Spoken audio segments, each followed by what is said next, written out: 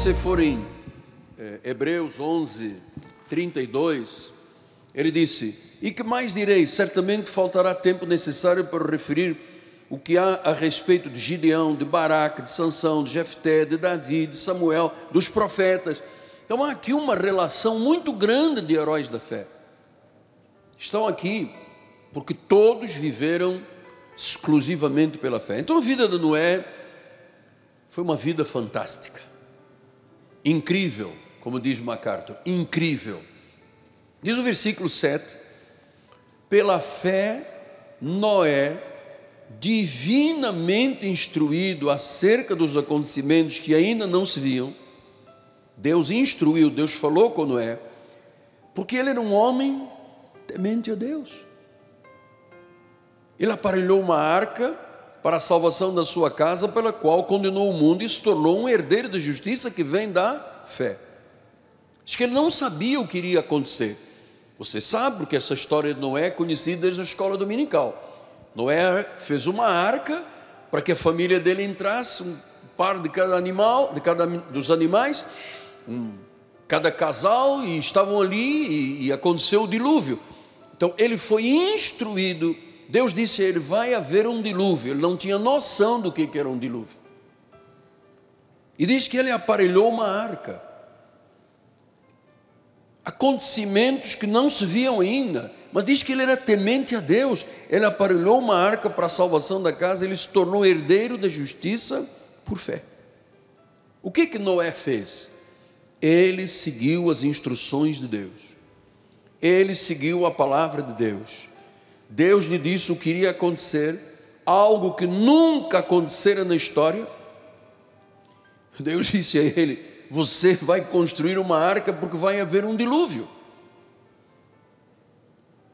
Arca? Dilúvio?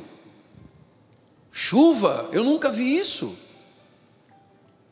Mas ele estava tão comprometido com Deus que disse: se é Deus que está falando, é verdade, eu vou fazer. Você pode me acompanhar agora ao original disto no livro de Gênesis, do capítulo 6, porque até esse momento haviam-se passado 1500 anos de civilização, da criação do jardim do Éden até a vida de Noé, 1500 anos. E Deus deu esta instrução em Gênesis 6:13. Então disse Deus a Noé: resolvi dar cabo de toda a carne, porque a terra está cheia de violência dos homens. Eis que o farei perecer juntamente com a terra. Faze uma arca de tábua de cipreste, nela farás compartimentos, calafetarás com betume por dentro, por fora. Deste modo farás de 300 côvados, será o comprimento, de 50 de largura, altura de 30. Farás ao seu redor uma abertura de um côvado, uma janela. Abrirás uma porta da arca, colocarás lateralmente uma porta, uma janela. Farás pavimento na arca, embaixo, um segundo andar, um terceiro andar. Porque eu estou para derramar águas do dilúvio sobre a terra, para consumir toda a carne, que há fôlego de vida debaixo dos céus. Tudo que há na terra perecerá. Versículo 18. Contigo, porém, estabelecerei a minha aliança. Entrarás na arca, tu, teus filhos, tua mulher e as mulheres dos teus filhos. Eram 8 pessoas. E de tudo que vive, de toda a carne, 2 de cada espécie, um macho e uma fêmea, farás entrar na arca para os conservares vivos contigo. 1500 anos de civilização. Ele disse: toda a raça humana está em pecado, menos aqueles 8 que eram Noé, a esposa, os filhos e as noras. Deus disse: eu vou trazer um julgamento massivo, eu vou apagar toda a carne da terra. Você sabe que o julgamento é 1 a 1, salvação é individual. Quando Deus trata, Ele não trata com o grupo todo. Neste caso, Ele tratou com todos os habitantes da terra, que possivelmente seriam, dizem os historiadores, entre 8 milhões a 100 milhões de pessoas.